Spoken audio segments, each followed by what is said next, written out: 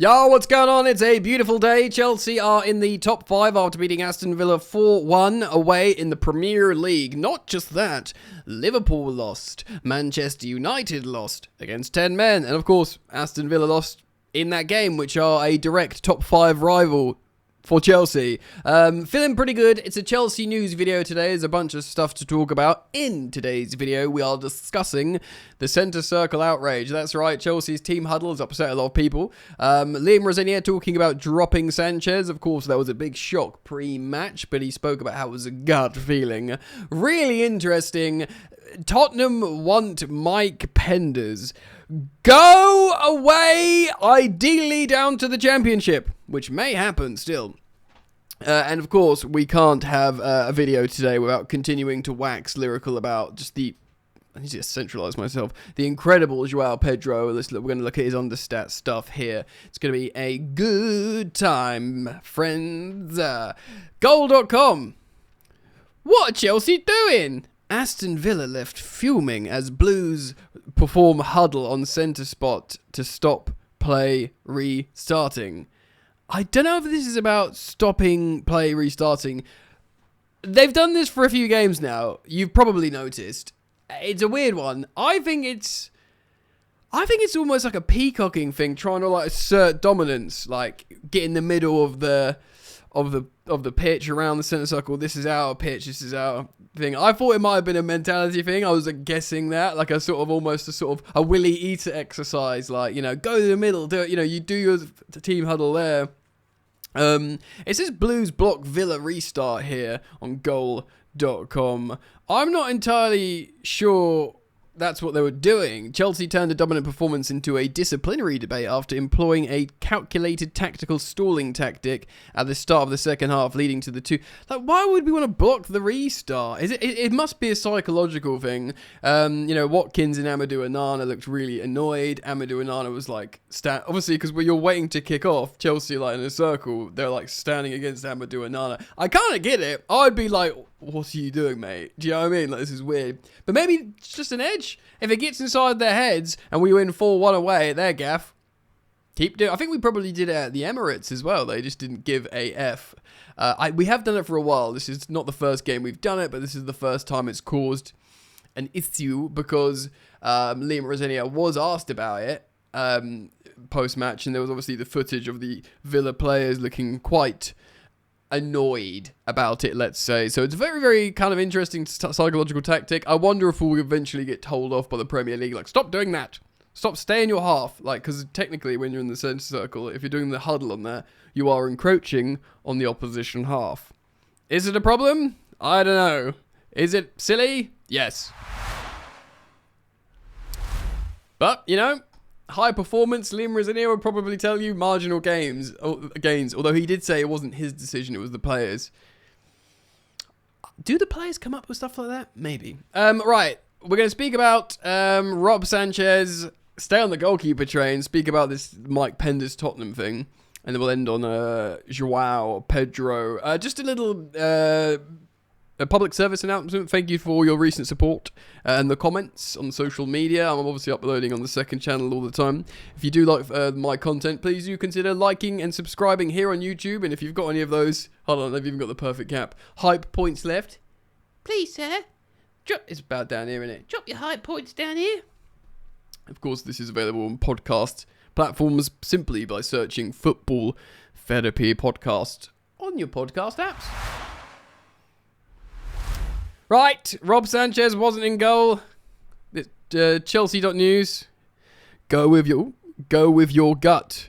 Liam Rosenior lifts lid on huge decision against Aston Villa. I'll talk about Philip Jorgensen after I read this by Charlie Patrick. Liam Rosenior revealed why he dropped Sanchez from a crucial game, and it was like that. If that went wrong, he would have been destroyed. It's like if Jorgensen was like chucking them in basically and having a howler. But he said he had a gut feeling in training. Basically, maybe he didn't like how Sanchez trained. The Blues ran out an emphatic 4-1 winners at Villa Park, of course. After making a poor start, we went 1-0 down in the second minute. Showed character to come back from going down away from home under the lights. in the Villa Park atmosphere. Rosenior sprung a huge surprise when he started the lineup was announced. Jorgensen replaced Sanchez. Ooh! He did go on to say Sanchez is an outstanding goalkeeper. I just saw Philip Jorgensen in training, and sometimes a manager, you have to go with your gut. Philip gave us something different, and they will both be fighting out for the rest of the season. That's like, you might be my first choice keeper, Philip Jorgensen, which I must say, I don't like. Look, Rob Sanchez has reverted back recently, certainly in the last game, to bad Rob Sanchez. He has been good for us. Let's not do complete revisionism here. He was good in the run-in for the Champions League qualifications last season. He was excellent in the Club World Cup right till the end. He won Best Goalkeeper of the Club World Cup. He, for me, might be an even more sort of condensed version of Edouard Mendy. So Edouard Mendy wasn't as good as, Thibaut Courtois, wasn't as good as Petr Cech, but he had a short period where he was very important for us. Winning the Champions League, winning the original Club World Cup, the old one, and the Super Cup. And he was sort of good, and he obviously won AFCON and I think FIFA Best Goalkeeper, I'm not entirely sure, when it was all sort of condensed. Now, this isn't as big as that, because, Sanchez isn't winning titles with his country. It's the Club World Cup, it's not the Champions League, it's the Conference League. Which is still maybe the Conference League is as good as the old Club World Cup and the Super Cup combined, maybe, but still, it's almost like an even smaller condensed. So Sanchez has been a servant for us for 25 million quid or whatever he cost. Jorgensen cost a similar amount of money, and I know he is a lot younger than Sanchez. I don't think Jorgensen's anywhere near good enough to be Chelsea's starting goalkeeper, but I do find it very, very, very interesting that the Chelsea head coach, Liam Rosenior, is considering making Jorgensen, giving him the chance to be first choice for the run-in. Whoever's better, let them fight it out in training. We've seen this before. We've seen Sanchez get dropped before for Jorgensen in a few vital games and him sit out a little bit. So it could happen again. To be honest, Sanchez is good. He can do some good stuff. Against Arsenal, he was just flapping at corners, and that's not good at all. We very much need it. He used to be dominant on corners.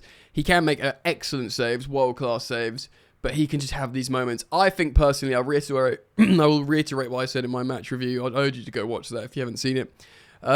That he watched Robert Sanchez, Liam Rosenior, the Chelsea head coach, watch Sanchez at the Emirates, get the yips. The Emirates fans loved it. They got on him, and it sort of made them relax and made him more tense. He's looked at that and probably thought, I do not need that at Villa Park under the lights when they're all pissed up. sorry for cussing. Sometimes it just slips out. I do not need that, he was probably thinking. And that's what I reckon what that gut feeling was. Maybe he genuinely is watching Philip Jorgensen in training he's better than Sanchez. I don't know. Either way, and this is obviously very pertinent for the next segment of this content, I don't think I'm going to say it. I think either of them, well, Jorgensen's definitely not, but I don't think Rob Sanchez is just consistent enough. How old is he? 28 now? He's just not consistent enough to be Chelsea's first team goalkeeper. He's 28, bro. Yeah, he's 28 years old. I know for a goalkeeper that's not particularly old, but we've learned enough. There's a huge body of evidence of your career when you're a 28-year-old goalkeeper. And for me, no. So, Jorgensen to the end of the season? God, it will get really, scary if we get to the point where we have to play Jorgensen over him. And do you play him against PSG? What if you get past PSG and you play another one of the crazy good teams on our side of the draw? You just got Philip Jorgensen in goal? Scary. Let's move on. Right. Sticking on goalkeepers. This is a weird one. Here you go. On teamtalk.com. Chelsea instantly reject shock Tottenham inquiry for 20-year-old star destined for a starring role under Rosenior. Mike Penders, apparently the second coming of the aforementioned Thibaut Courtois, reiterated recently on the Straight Out of Cobham Athletic podcast by Simon Johnson, the Chelsea correspondent.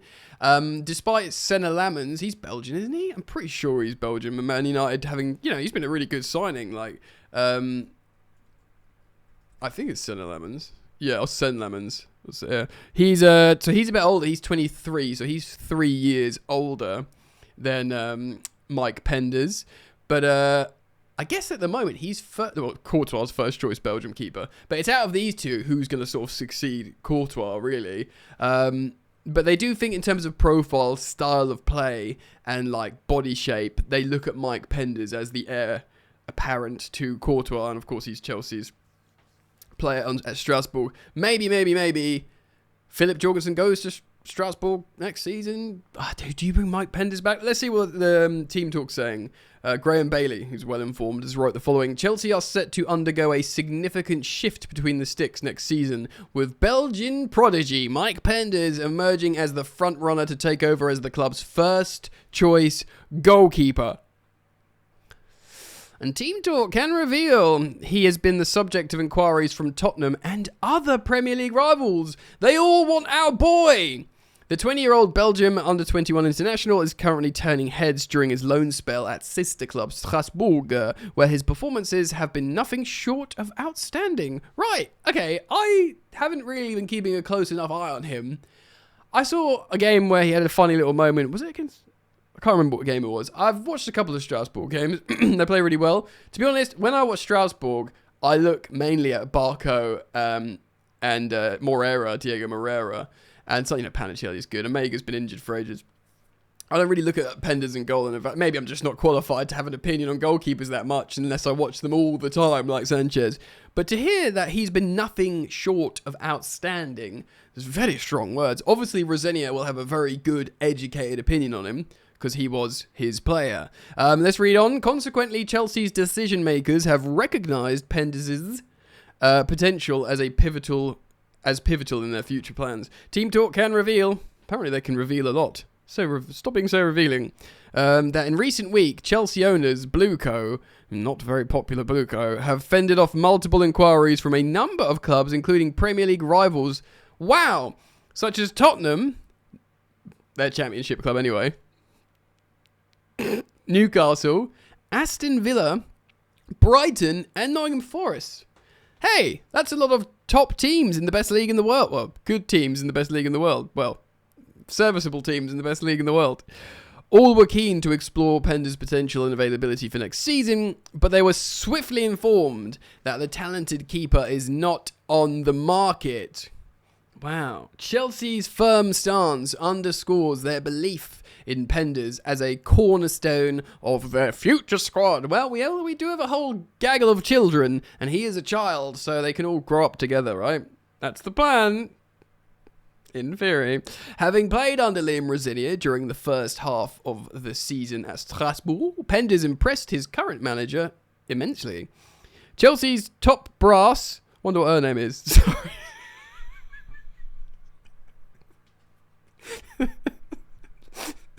Sorry. Alright, I'm fine, I'm okay.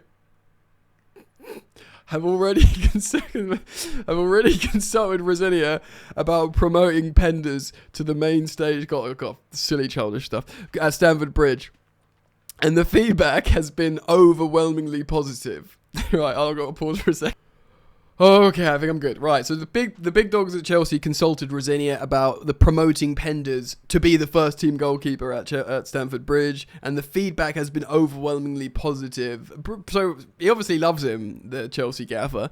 Rosenior drops Chelsea star. Okay, and it talks about, he's dropping Rob Sanchez. So Ben Roberts, he was obsessed with...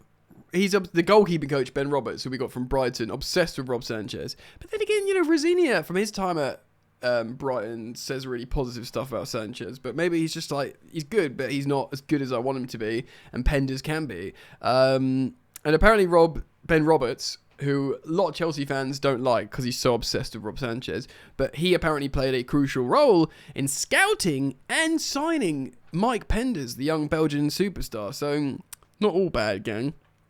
He's now advocating for Penders to be the club's number one. Oh, there you go. So he's fallen out of love with Rob Sanchez. Choice next season, a testament to the confidence the coaching staff place in him. He's so young, bro, but why not? Why not? Indeed, we understand Chelsea's reluctance to make a renewed bid for Milan. Keeper, of course, Mike Mignon, who they tried to sign last summer, was based around their belief in Penders' ability, and I guess this season they've seen more that they like. In recent developments under Rosenior's leadership, veteran goalkeeper Sanchez was dropped, of course, for Philip Jorgensen. Team Talk understands that neither Sanchez or Jorgensen are going to hold first choice next season. While Penders is currently the leading candidate, Chelsea is leaving no stone unturned in the pursuit of excellence. Apparently, we're looking at Verbruggen at Brighton. Of course, he's a fucking Brighton player. The transfer window approaching. Chelsea appears to be focused on harnessing, the squad for the future. So, look, there's a bit more here, but let's move on. Essentially saying they are currently, if he carries on doing what he's doing at Strasbourg, they'll be like, come Chelsea, be the goalkeeper. You know? Why the Roddy Egg not? If he's good enough. Like, the thing is, it's almost like the striker market, and we're about to talk about Joao Pedro, by the way. It's almost like the striker market, like, everyone was like, who can we buy? It's Isak, but he's going to be too expensive. Went to Liverpool, got injured. It's Gyökeres, but he would cost a lot of wages and expensive, and he's just scoring against farmers in the bottom half of the Portuguese league. Went to Arsenal, has been broadly, chiefly, and largely underwhelming. There is Benjamin Sesko that Arsenal, Chelsea looked at. Went to Man United. His profiled probably a little bit better than Gyökeres for the Premier League. Been underwhelming. And it turned out Joao Pedro was absolutely, by far and away, the best investment out of all those guys. With goalkeepers, it's sort of similar, isn't it? Because, Oblak has long been linked to Chelsea. Mike Mignon on and off over the years, and again last summer, but it seems like that's not going to happen now. And there isn't really outstanding candidates anywhere, really, in terms of the goalkeeping market. So if you've got a guy like Penders, who all these Premier League teams are asking about, and we're like, no... yeah, it's pretty wild. It's pretty insane, actually, that all those teams want him and we are going to give him the role. Pretty wild. So, the man of the moment. You've probably seen all the stats. So, Joao Pedro's already outperformed Didier Drogba's first season at Chelsea Football Club, one in which we won the Premier League title. But you'll also remember Drogba took a little while to get going, but he was kind of afforded that opportunity, that freedom early doors. He did a lot of let's be real, there's a lot of diving early from Drogba at Chelsea, but obviously a few kicks from JT in training saying, you can't do that here, toughen up. And he did toughen up and he became mustard. But Joao Pedro hasn't scored a single penalty, loads of open play goals in the league. And been absolutely superb, man.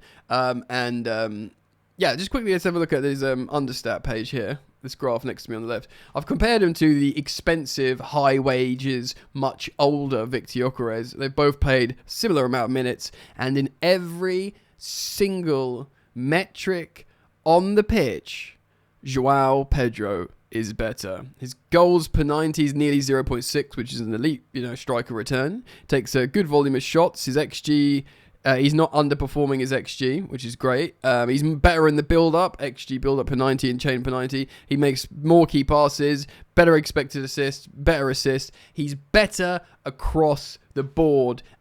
And you have to take into account here, Joao Pedro, in many of the games this season, has been played as a number 10 behind a striker, trying to help a striker.